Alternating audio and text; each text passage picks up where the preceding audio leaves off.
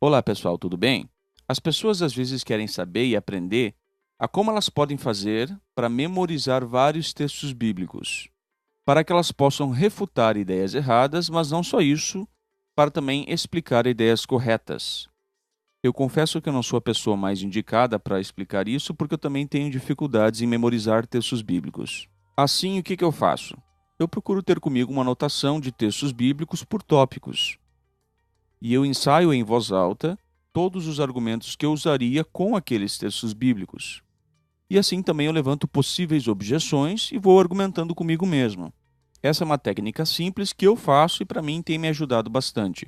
Um pensamento que as pessoas geralmente têm é que elas precisam conhecer de cor muitos textos para se tornarem grandes apologistas.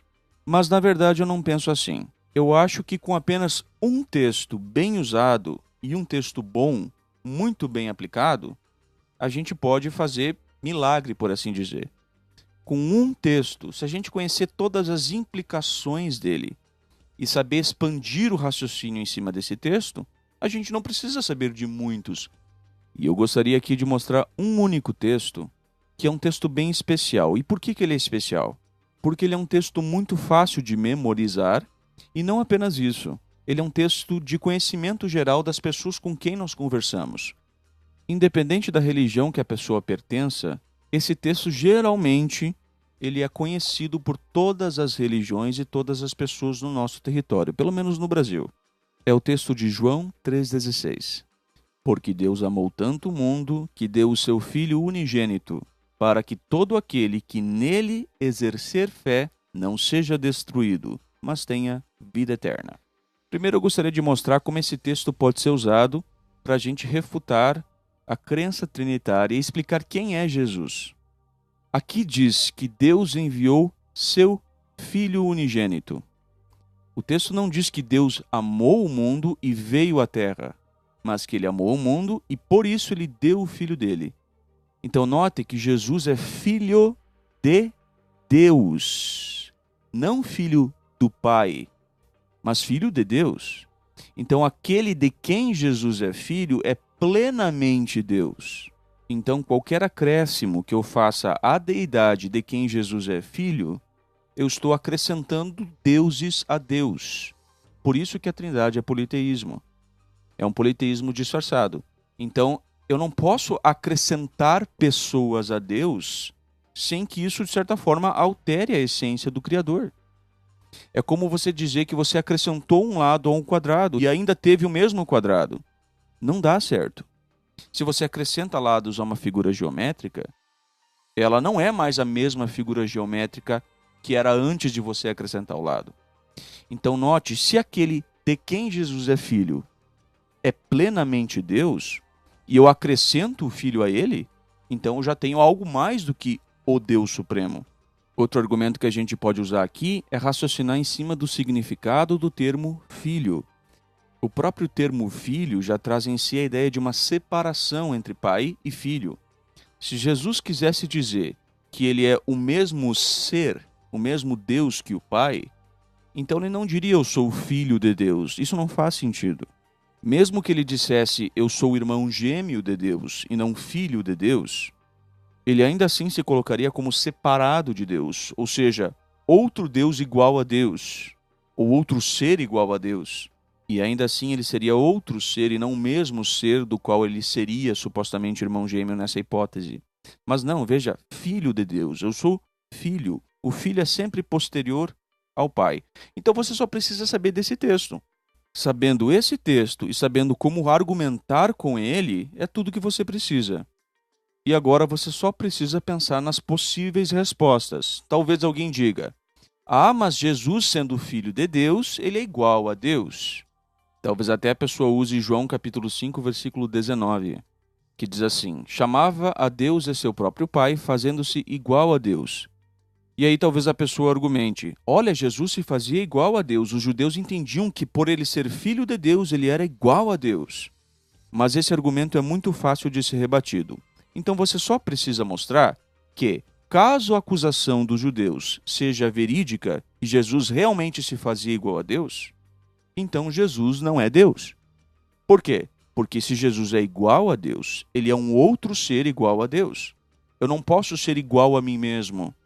Então veja que nem os próprios judeus entenderam, em todo o seu desconhecimento da verdade, nem mesmo os próprios judeus alegaram entender que Jesus se fazia o próprio Deus encarnado.